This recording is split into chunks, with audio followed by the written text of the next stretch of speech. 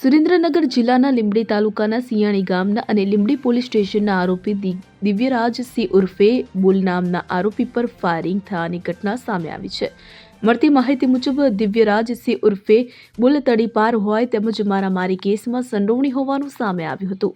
ત્યારે આરોપી દિવ્યરાજ સિંહ ઉર્ફે બુલને પોલીસ દ્વારા રિકન્સ્ટ્રક્શન માટે સિયાળી ખાતે સ્થળ પર લઈ જતા આરોપીએ હેડ કોન્સ્ટેબલ ધર્મેન્દ્રસિંહ પરમાર પર હાથના બાવડાના ભાગે છરીનો ઘા ફરાર થઈ જવાનો પ્રયાસ કર્યો હતો।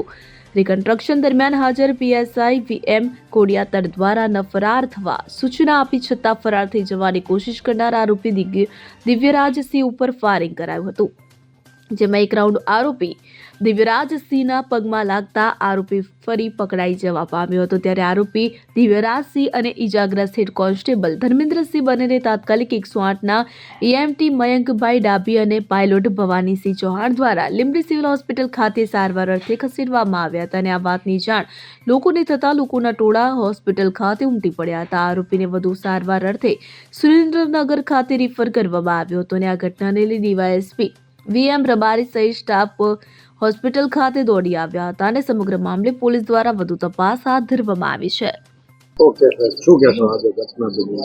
આજરોજ સિયાણી ગામની અંદર દિવ્યરાજ ઉર્ફે બુલ દિવ્યરાજ બોરાણા કરીને એક આરોપી છે, જે લગભગ 11 જેટલા ગુના અને હમણાં દાખલ થયેલા બીજા બે ટોટલ 13 ગુનાનો આરોપી છે।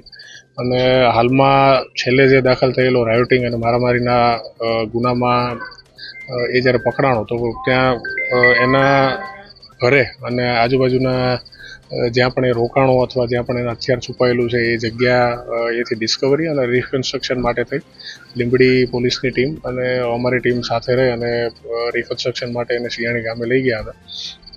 ત્યારબાદ જ્યારે હથિયારની રિકવરી માટે થઈને લોકલ પોલીસે પ્રયત્ન કર્યો તો જે જગ્યાએ પોતે હથિયાર છુપાયેલું હતું ત્યાંથી એને ત્યાં પોલીસ જ્યારે એને લઈને ગઈ તો ભાગવાનો પ્રયત્ન કરવા માટે થઈને હથિયાર વડે પોલીસ ઉપર હુમલો કરેલો હતો। એમાં એક અમારી કચેરીના એક જે પોલીસકર્મી છે એ પણ એમને પણ બાવડાના ભાગે એમને ઈજા પહોંચેલી હતી અને પોતે જ્યારે ભાગવાથી રોકવા માટે થઈ ઘટનાને સ્થળ ઉપર જ્યારે જ્યાં પીએસઆઈ વીએમ ખોડિયાતર જે પોતે હાજર હતા એમને રોકવા માટે થઈને પ્રયત્ન કર્યો અને 5 રાઉન્ડ જેટલું ફાયરિંગ કરેલું છે। એમાં એક ગોળી જે છે એ આ આરોપીને પગમાં વાગેલી છે।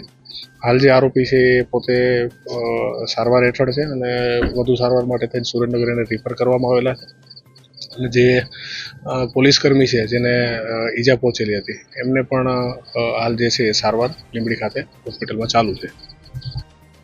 કલ્પેશ વાડેર સાથે CN24 ન્યૂઝ લીંબડી। હવે જુઓ દેશ દુનિયાની તમામ ખબરો તમારી આંગળીના ટેરવે।